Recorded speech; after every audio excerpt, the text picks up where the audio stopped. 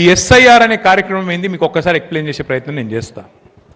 భారతదేశానికి స్వాతంత్రం వచ్చింది 1947 15 ఆగస్టు.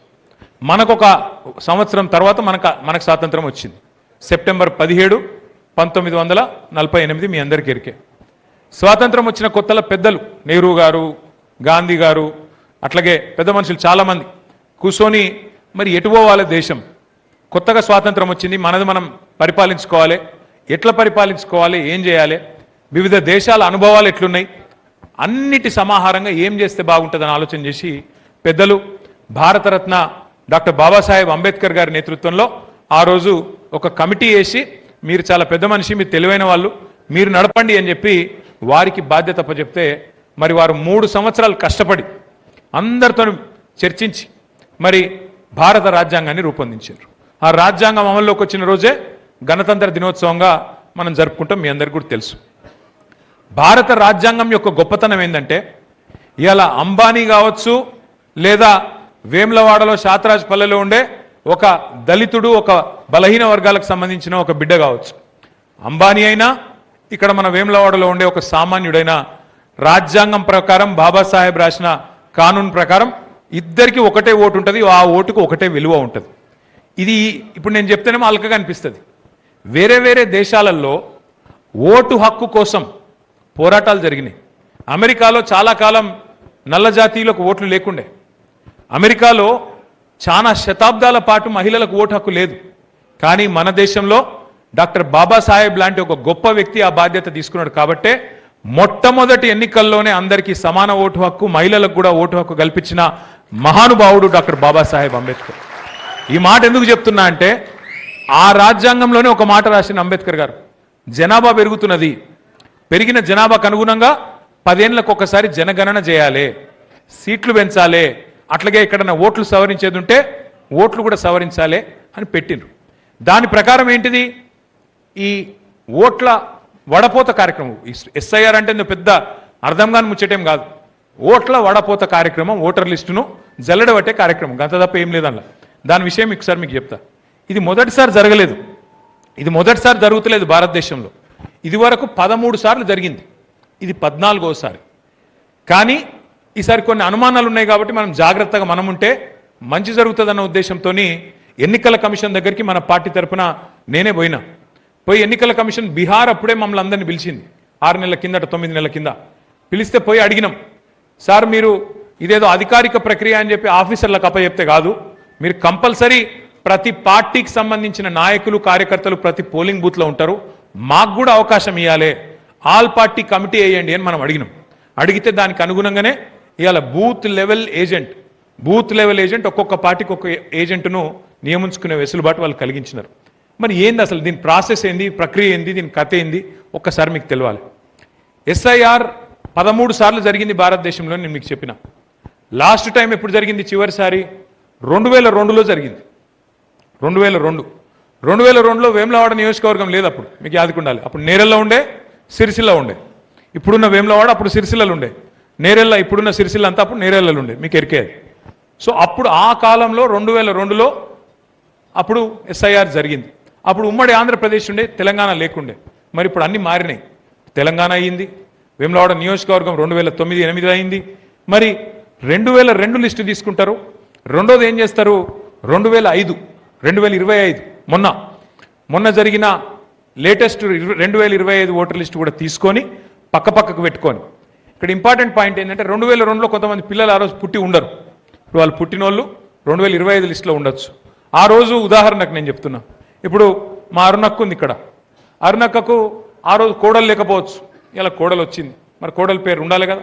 అట్లా ఒక్కొక్క కుటుంబంలో మార్పులు చేర్పులు జరిగి ఉంటాయి.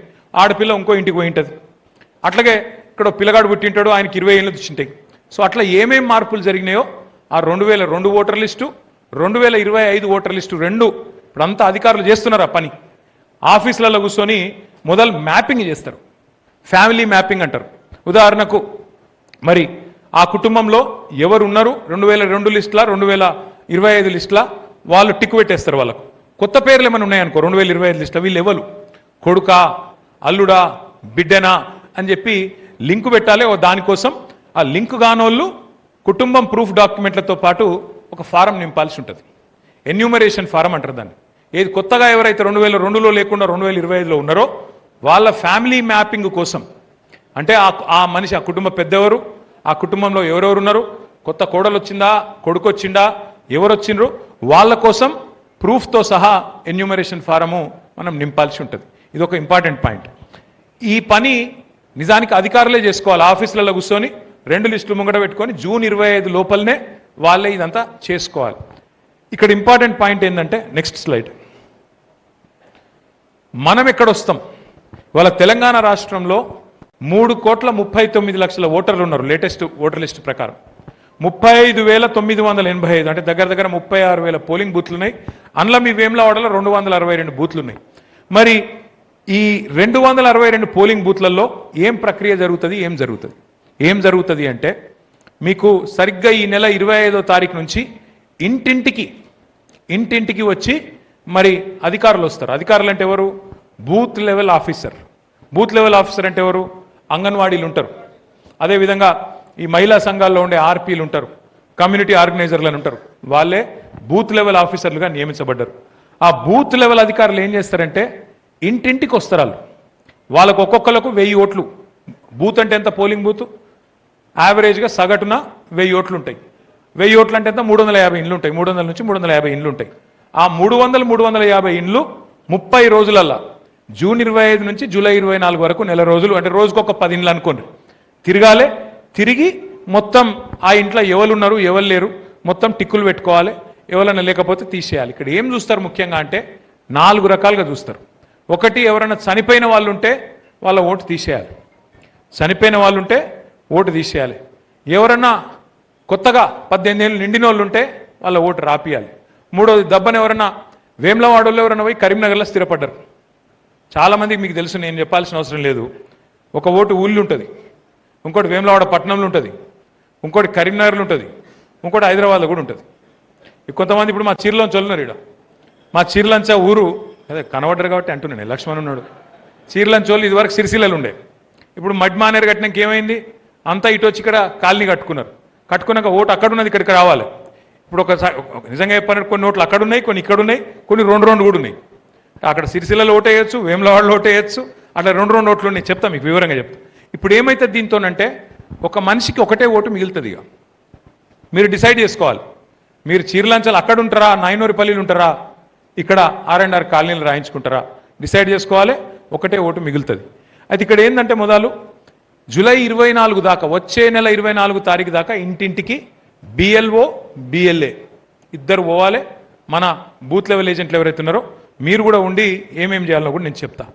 తర్వాత 31 జూలై 24 జూలై మొత్తం ఇల్లు తిరుగుడు అయిపోయాక వారం రోజుల లోపల ముసాయిదా లిస్టు డ్రాఫ్ట్ పబ్లిష్ చేస్తారు. మనకేమైనా అభ్యంతరాలు ఉంటే నెల రోజులు టైం ఉంది. 1 ఆగస్టు నుంచి ఆగస్టు 30 దాకా 30 రోజుల టైం ఉంది. ఇక ఫలానా వాళ్ళ పేరు తప్పుపడ్డది, ఫలానా వాళ్ళ లింగం తప్పుపడ్డది, మగ ఆయనకు లేడీ అని రాసిండ్రు, ఫోటో తప్పుపడ్డది, మార్చండి అని చెప్పేందుకు 30 రోజుల టైం ఉంది. ఆ 30 రోజులలో మనం అబ్జెక్షన్ ఫైల్ చేయాలి. ఇదంతా కూడా మీకు ఇచ్చిన బుక్లలో ఉంది. అందుకే అంటున్నా, మీరు ఇంటికి పోయినాక వాటిని పారేయకుని జర చదువుని. ఆ 30 రోజులలో మనం అబ్జెక్షన్స్ ఏవైతే లేవనెత్తుతామో, ఎలక్షన్ కమిషన్ కూడా నెల రోజులు టైం ఉంటుంది వాళ్ళకు కూడా. ఎప్పుడు 30th ఆగస్ట్ నుంచి సెప్టెంబర్ 30th దాకా 30 రోజులు టైం తీసుకొని వాళ్ళు కూడా అభ్యంతరాలని పరిష్కారం చేయాలి. అభ్యంతరాలు ఎలక్షన్ కమిషన్ అంటే ఎక్కడనో కాదు, మీ RDO, మీ తహసీల్దారు, మీ కలెక్టర్కి ఇక్కడనే సిరిసిల్లలో, వేములవాడలో ఇక్కడనే ఉంటుంది తప్ప ఎక్కడికో పోయేదేం లేదు. ఆఖరికి 1 అక్టోబర్ నాడు ఈ అబ్జెక్షన్స్ అన్ని క్లారిఫై అయిపోయాక 1 అక్టోబర్ నాడు ఫైనల్ లిస్టు, ఒకటే లిస్టు పబ్లిష్ అవుతుంది. అది తుది లిస్ట్ అవుతుంది. ఇది చాలా ఇంపార్టెంట్. రాష్ట్ర ప్రభుత్వం ఎన్నికలు పెట్టబోతా ఉందని సమాచారం వస్తున్నది.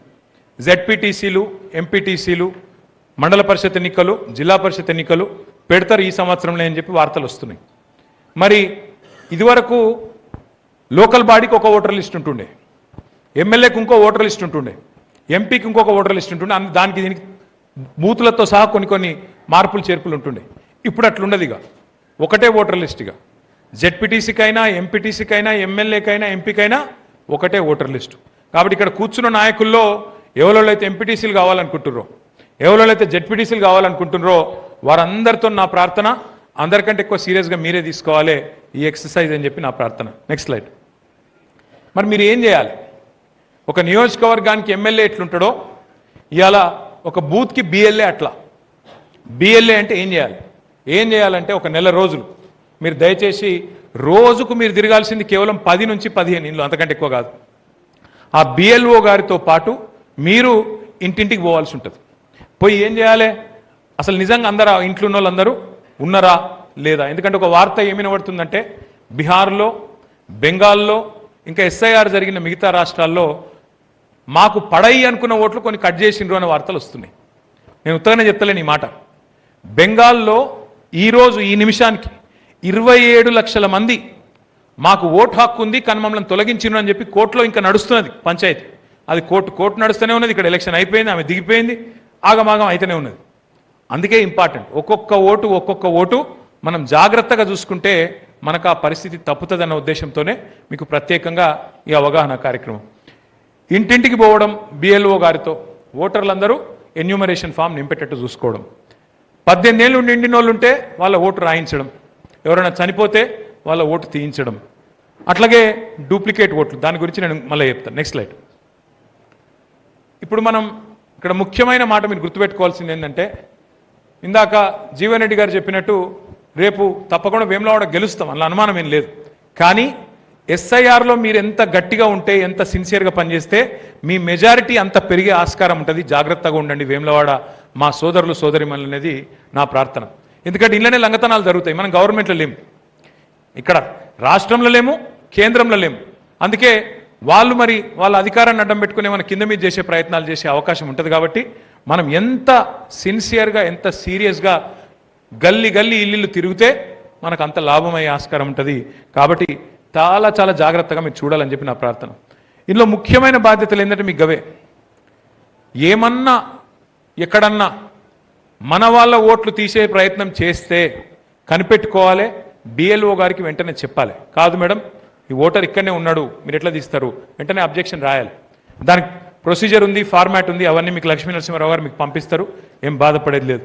తప్పకుండా అన్మ్యాప్డ్ ఓటర్, అన్మ్యాప్డ్ అంటే 2002లో పేరు లేదు, ఇప్పుడు 2025లో ఉంది, వాళ్ళని కంపల్సరీ ఓటు ఉంచేటట్టు చూసుకోవాలి. మన డిమాండ్లలో ఒకటే, మన ఆలోచనల్లో ఒకటే, అర్హులు ఎవరి ఓటు పోవద్దు, దొంగ ఓట్లు ఉండద్దు. ఎందుకంటే మనం కాంగ్రెస్ లెక్క బీజేపీ లెక్క దొంగ ఓట్లతో గెలవాలని ఆరాటంలో లేము. ప్రజలు నిజాయితీగా వచ్చి ఓట్లు గుద్దితే బ్రహ్మాండమైన మెజారిటీతో మనమే గెలుస్తాం. కానీ వాళ్ళు లంగతనం చేయకుండా చూసుకోవాల్సిన బాధ్యత మన మీదనే ఉన్నది. Next slide. ఇక గుర్తింపు కార్డులు, మరి ఎవరైనా ఓటు లేదు రాయించుకోవాలి. ఏమేమి రకాల గుర్తింపు కార్డులు ఇవ్వచ్చు? ఈ 13 రకాలు ఏదంటే అది ఇవ్వచ్చు. సుప్రీంకోర్టు తీర్పిచ్చింది, ఈ 13 రకాల కాయిదాలు ఏమున్నా ఓటు రాయాలని చెప్పి మీకు ఇచ్చిన లిస్టులో కూడా ఉన్నది, మీకు ఇచ్చిన పుస్తకంలో కూడా ఉన్నది, అవి దయచేసి చూసుకోండి. నెక్స్ట్, ఇక దొంగ ఓట్లని నేను చెప్పిన, డూప్లికేట్ ఓట్లని చెప్పిన, ఇదేదో నేను కల్పించిన మాట కాదు. మొన్న జూబ్లీ హిల్స్ ఎలక్షన్లో ఒక దగ్గర 12-13 వేల ఓట్లు డూప్లికేట్ ఓట్లు ఉండే. మేము చూసినాం, పోయి ఎలక్షన్ కమిషన్ అడిగినాం. కానీ వాళ్ళు ఏమన్నారు, ఎలక్షన్ ప్రాసెసే స్టార్ట్ అయిపోయింది, ఇప్పుడు ఎందుకు ఇస్తురా, మీరు ముందు ఇద్దా, ముందు ఇస్తే బాగుండు కదా అన్నారు. ఇగో బాధ మళ్ళీ రేపు వేములవాడలో రావద్దనే ఇగో మీకు ఏం చేస్తామంటే, ప్రతి పోలింగ్ బూత్ మీ దగ్గర ఉండే 262 పోలింగ్ బూత్ల పరిధిలో మీ లక్ష్మీ నరసింహారావు గారికి, మీ జీవన్ రెడ్డి గారికి నేను మొత్తం లిస్ట్ ఇస్తాను, మీ వేములవాడలో డూప్లికేట్ ఓట్లు ఎన్ని ఉన్నాయి అది నేను ఇస్తా. అది ఇస్తే మీరు ఏం చేయాలి, అది పట్టుకొని తిరగాలి. ఉదాహరణకు ఈ అమ్మాయి పేరు లావణ్య, భర్త పేరు శ్రీనివాస్, ఇది వాస్తవమైన ఓటు. లావణ్య శ్రీనివాస్ అమ్మాయికి 5 ఓట్లు ఉన్నాయి. 2 ఓట్లు జూబ్లీ హిల్స్లో ఉన్నాయి, ఒకటి ముషిరాబాద్లో, ఒకటి అంబర్పేటలో, ఒకటి హైదరాబాద్లో. ఈ 5 ఓట్లు ఒకటే మనిషికి ఉన్నాయి. మరి వాటిని గుర్తుపట్టాలి. ఇప్పుడు ఆ మనిషి ఎక్కడున్నది, ఎవలాయమే, ఆ ఒక్క దగ్గర ఉండాలి, మిగతా 4 పోవాలి. ఇక్కడ డూప్లికేట్ ఓట్లు కూడా 4 రకాలుగా ఉంటాయి. ఒకటి మీ కాన్స్టిట్యున్సీ పరిధిలోనే ఉండొచ్చు, ఒకటి ఊళ్ళో ఉండొచ్చు, ఇంకోటి వేములవాడ పట్టణంలో ఉండొచ్చు, రెండోది మీ పార్లమెంట్ పరిధిలో ఉండొచ్చు, ఒకటి వేములవాడలో ఉండొచ్చు, ఇంకోటి సిరిసిల్లలో ఉండొచ్చు, లేదా కరీంనగర్లో ఉండొచ్చు, మూడవది మీ రాష్ట్రం లోపలనే ఉండొచ్చు, ఒకటి ఇక్కడ ఉండొచ్చు, ఇంకోటి హైదరాబాద్లో ఉండొచ్చు, నాలుగోది ఒకటి ఇక్కడ ఉండొచ్చు, ఆంధ్రప్రదేశ్లో ఉండొచ్చు, లేదా మహారాష్ట్రలో కూడా ఉండొచ్చు. 4 రకాల డూప్లికేట్ ఓట్లు ఉంటాయి. ఈ లిస్టు మొత్తం నేను జీవన్ రెడ్డి గారికి అట్లాగే లక్ష్మీ నరసింహారావు గారికి రాబోయే 4-5 రోజుల్లో వారికి నేను అందజేస్తా. వారు ఏం చేస్తారు, బూత్ల వారీగా మీకు ఇచ్చేస్తారు లిస్ట్. వీళ్ళు suspected duplicate sir, not duplicate 100%. మనకు అనుమానం ఉంది డూప్లికేట్ ఓట్లని, అవి మీకు ఇస్తాం. అవి మీరేం చేయాలి, బూత్ల వారీగా బూత్ లెవెల్ ఏజెంట్లకు ఇస్తే మీరు తిరిగినప్పుడు ఒక్కొక్కటి నెక్స్ట్ స్లైడ్ టిక్కు పెట్టుకుంటూ పోవాలి. మీకు 2 రకాల బుక్లు ఇచ్చినాం. హ్యాండ్ బుక్ ఇప్పుడు మీ చేతిలో ఉంది, ఇంకోటి వర్క్ బుక్. ఆ వర్క్ బుక్ అంటే ఏంటంటే ఇప్పుడు నేను చెప్పిన అనుమానాస్పదమైన ఓట్లు ఏవైతున్నాయో ఆ వర్క్ బుక్లో మీరు టిక్కు పెట్టుకుంటా ఈ లావణ్య ఎవరు, ఆమె నిజంగా ఎక్కడున్నది దొరకబట్టి మొత్తానికి ఇంకేమైనా వేరే డూప్లికేట్ ఓట్లు ఉంటే ఆ వర్క్ బుక్లో రాసుకోవడం, ఫైనల్గా జల్లెడబట్టి ఇగో ఇది కరెక్ట్ ఓటర్ లిస్ట్ అని చెప్పడం. నెక్స్ట్ ఇది మీకు ఆల్రెడీ ఇచ్చినాం. నెక్స్ట్ ఇగో ఇది నేను చెప్పినట్టు వర్క్ బుక్లో ఇవన్నీ ఉంటాయి. మీకు మొత్తం మీ 1000 ఓట్ల లిస్ట్ ఇస్తాం. అందులో మీరు ట్రాక్ చేయాల్సి ఉంటుంది, ఓటర్ లింక్ అయిందా లేదా, ఎన్యూమరేషన్ ఫార్మ్ నింపినరా లేదా, ఓటరు మరి ఇంకేమైనా వివరాలు ఏమైనా తప్పులు ఉన్నాయా, ఇవన్నీ కూడా మీరు రాసుకోవాల్సి ఉంటుంది. రాసుకొని ఈ ప్రక్రియ కంప్లీట్ చేయాల్సి ఉంటుంది. లాస్ట్ చివరికి ఈ ఎస్ఐఆర్ విషయంలో చెప్పేది ఒకటి, ప్రతి ఓటు విలువైందే. మీకు రేపు వేములవాడ గెలవాలనుకుంటే మీరు నేల విడిచి సాము చేస్తే కాదు, మీ బూత్లో మెజారిటీ ఎప్పుడు వస్తుంది, ఓటర్ లిస్ట్ చక్కగా ఉంటే వస్తుంది. ఆ ఊళ్ళో ఉన్న వాళ్ళు ఓటర్లు అందరూ కరెక్ట్గా ఉంటే అందులో మనోళ్ళ ఓట్లు ఒక్కటి కూడా పోకుండా మీరు జాగ్రత్త పడితే బరాబర్ వేములవాడలో 262 బూత్లలో ప్రతి బూత్లో మెజారిటీ వస్తుంది. ఖచ్చితంగా ఇక్కడ గులాబీ జెండా 100% 2028లో ఎగురుతుంది. దయతో మిమ్మల్ని కోరేది ఏంటంటే, దయచేసి మిమ్మల్ని కోరేది ఏంటంటే ఈ ప్రక్రియ సీరియస్గా తీసుకోండి, సీరియస్గా తీసుకోండి, చాలా సీరియస్గా తీసుకోండి, ఆషామాషిగా తీసుకోకండి. రేపటి రోజున కేసీఆర్ గారు ముఖ్యమంత్రి కావాలి, మళ్ళీ గులాబీ జెండా ఎగరాలంటే మాటలు డైలాగులు వీటితో కాదు, కంపల్సరీ కొంత నెల రోజులు మనందరం కూడా ఎక్కడో అక్కడ పనిచేస్తేనే ఈ కార్యక్రమం అవుతుంది. ఇక రెండో మాట, మెంబర్షిప్ కూడా తొందరలో చాలా అవుతా ఉంది. ఆ యాప్ కూడా టెస్టింగ్ అయింది, రెడీగా ఉన్నది. ఇప్పుడే నేను జీవన్ రెడ్డి గారికి చెప్తా ఉన్నా, ప్రతి బూత్కి 2 ఏజెంట్ల చొప్పున మన పార్టీ తరఫున మెంబర్షిప్ కోసం మనం పెట్టుకుంటా ఉన్నాం. ఏంటిది, ఇదివరకు పుస్తకాలు ఇస్తే పుస్తకాలు రాసుకుని వద్దురు మీరు మెంబర్షిప్, అట్లా కాకుండా ఈసారి ఏం చేస్తున్నామంటే ఫోటో, ఇంటికి పోయి ఫోటో తీసుకునే విధంగా ఆ ఫోటోతో పాటు మొత్తం, ఎందుకంటే కార్డు కూడా ఇవ్వబోతా ఉన్నాం, రేపు మంచి కార్డు కూడా రాబోతా ఉన్నది. కాబట్టి మంచి ఫోటో, మొత్తం వివరాలు బ్లడ్ గ్రూప్తో సహా మొత్తం వివరాలు కూడా తీసుకొని బ్రహ్మాండంగా మొత్తం ఆన్లైన్. ఇప్పుడు ఎట్లా అంటే మీకు తెలుసు, మిగతా ఫోన్లలో అందరు యాప్లు వాడుతూ ఉన్నారు, అట్లాగే ఈ యాప్ కూడా చేస్తూ ఉన్నాం. మీరు అందరూ వాడే అక్కరేముండదు, ఊరికి 2 బూత్కి 2 ట్రైనింగ్ ఇస్తాం. అది మళ్ళీ సెపరేట్గా పెట్టుకుంటాం. ఆ ట్రైనింగ్ ఇచ్చి అందులో ఆల్రెడీ ఓటర్ లిస్ట్ నుంచే ఇన్ఫర్మేషన్ ఉంటుంది. మీరు మొత్తం కొట్టే అవసరం కూడా లేదు. మీరు జస్ట్ మీ ఓటర్ ఐడి నెంబర్ రాసినారు అనుకో, మొత్తం వచ్చేస్తుంది ఇన్ఫర్మేషన్. ఆ పేరేంది, తండ్రి పేరేంది, అడ్రస్ ఏంది, మీరు ఒక మొబైల్ నెంబర్ ఒకటి రాసేది ఉంటుంది, బ్లడ్ గ్రూపు, ఏం చదువుకున్నావు, ఏం కులము, ఏం కేటగిరీ, బీసీయా, ఓసీయా, ఎస్సీయా, ఎస్టీయా, మైనారిటీయా, ఇవి రాసేది ఉంటుంది. ఇది ఎందుకు అవసరము అంటే పార్టీ పరంగా రేపటి రోజున, ఎందుకంటే భవిష్యత్ అంతా డిజిటల్ యుగం కాబట్టి పార్టీ పరంగా రేపటి రోజున ఒక మెసేజ్ ఇవ్వాలన్నా, ఉదాహరణకు వేములవాడలో రేపు ఏదో పెద్ద మీటింగ్ ఉన్నది, దానికి సంబంధించి ఒక మెసేజ్ ఇవ్వాలంటే సమగ్ర సమాచారం పార్టీ హెడ్ ఆఫీస్లో కరీంనగర్లో సిరిసిల్లలో ఉంటే ఒక బటన్తోనే మీకు మెసేజ్ ఇవ్వచ్చు. అందుకే మనం జాగ్రత్తగా డిజిటల్ పద్ధతుల్లో ఈ కార్యక్రమాన్ని చేయబోతా ఉన్నాం. ఇక చివరికి నేను చెప్పేది ఏమంటే మీ అందరికి ఒకటి, మనకు మెంబర్షిప్ చేసుడు కొత్త కాదు, కమిటీ లేసుడు కొత్త కాదు, తర్వాత శిక్షణా శిబిరాలు కూడా మనం పెట్టుకోబోతా ఉన్నాం. శిక్షణా శిబిరాలు కూడా ఈసారి ఏ పద్ధతుల్లో అయితే ఈరోజు ఒక 1000 మందితో ఇక్కడ పెట్టుకున్నామో అట్లాగే ప్రతి నియోజకవర్గానికి మంచిగా దినమంతా ప్రతి సబ్జెక్టు మీద, వ్యవసాయం, విద్య, ఎట్లా రేవంత్ రెడ్డి గారి ప్రభుత్వం, కాంగ్రెస్ ప్రభుత్వం ఎట్లా రైతులను ముంచింది ఒక సబ్జెక్ట్ 1 గంట సేపు, ఎట్లా యువతను అన్యాయం చేసింది ఆ సబ్జెక్ట్ ఒకటి, అట్లాగే ఎట్లా మహిళల్ని మోసం చేసిండు, ఎట్లా పెద్ద మనుషులను కూడా మోసం చేసిండు, రకరకాల సబ్జెక్టులు ఏవేవైతే ఉన్నాయో మరి వాటన్నిటిని కూడా శిక్షణ కార్యక్రమాల్లో మనం చెప్పుకోబోతా ఉన్నాం. ఇక